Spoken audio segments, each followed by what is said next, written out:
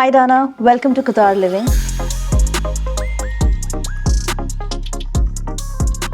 You have made history as the first artist from the Gulf region to perform at the prestigious Cannes Film Festival. How did it feel to represent Qatar on such a globally significant platform? It was wonderful, very humbling.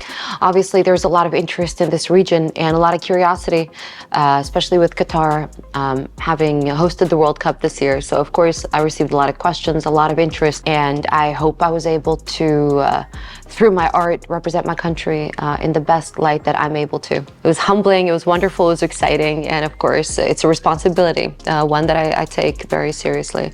Can you tell us a little more about your inspiration behind the album Indigo and how it offers audiences an immersive experience beyond just a traditional concert? That's a great question because Indigo is a multisensory experience. Indigo is a body of work that is intended as a journey towards a higher state of consciousness. We develop a space to be able to integrate ourselves more fully into our environment, into ourself. And by integrating fully into the self, you're able to integrate even more effectively with your surrounding. Because, you know, we spend a lot of time and lose a lot of energy projecting ourselves through circumstances that don't belong to us. We put a lot of emphasis on circumstances outside of our natural state, so events that we cannot control. And by regaining that sense of control, by regaining energy and power to what matters, which is the sense of self, that's where we're able to number one, be fully present, and number two, be more effective in carving out the right path for ourselves. You were one of the first female musicians from Qatar to hit the global scene. Now there is a wave of female musicians, you know, performing on global levels. What do you feel about this wave of change?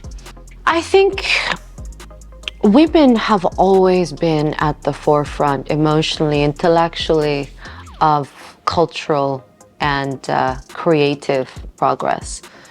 The only thing is, globally, historically, women simply didn't have the platform. Right now, I feel like this is the natural state of evolution that women have been given the platform to be able to showcase what was always the case, you know. I mean, I definitely have been seeing a lot of Qatari women showcasing their talent, and I hope to see a lot more as well.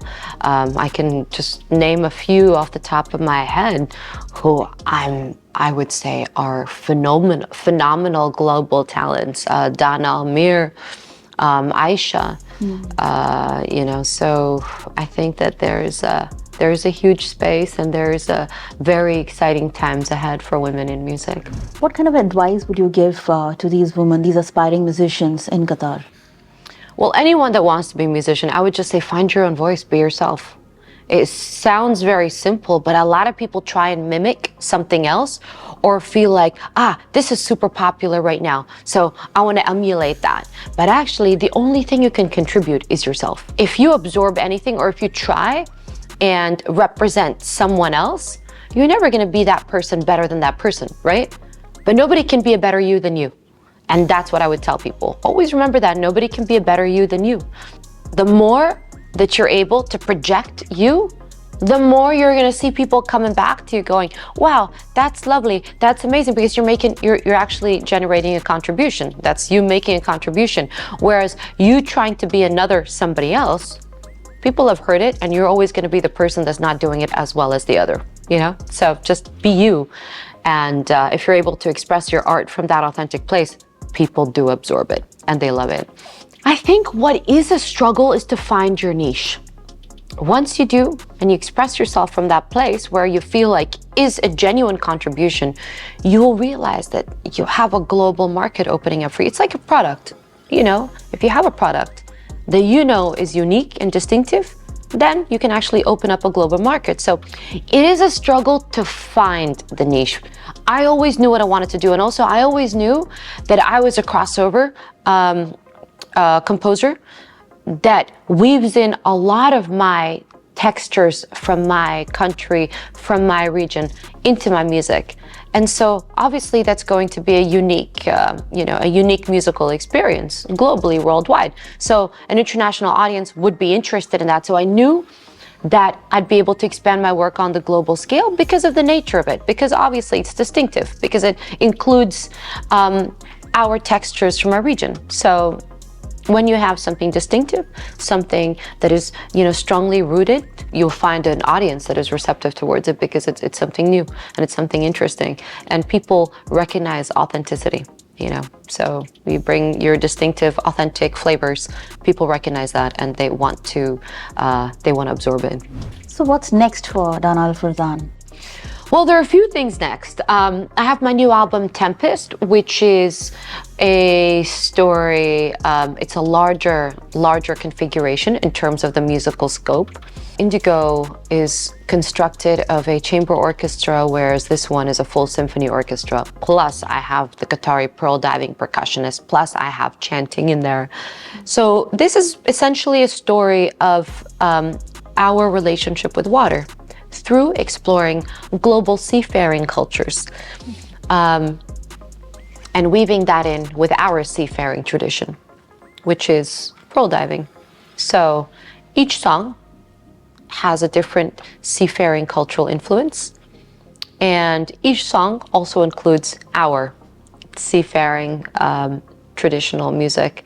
So it's a demonstration of how interconnected the human experience is through water. Why? Because water, we are 70% water. Water is what connects us all. I read the other day that there are more molecules in one drop of water than there are people in the world. Like, that's how much information water holds and stores. So that is the fundamental building blocks of our consciousness, our psyche, our organs, what drives us. And I thought, I have to generate an entire album that just really illustrates the importance of water and also the interconnectivity of the human experience through water. I have a concert coming up actually right now. So I just came back from Italy. I have a concert coming up on a beautiful Roman amphitheater on the hills of Florence in an area called Fiesole.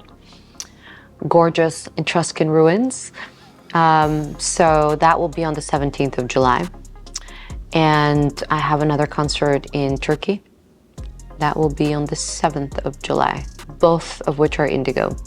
And in this period of time, I'm also finalizing Tempest. So Tempest should be out in October. And I'm looking to start to organize a global tour for Tempest as well. Thank you so much. Thank you, guys.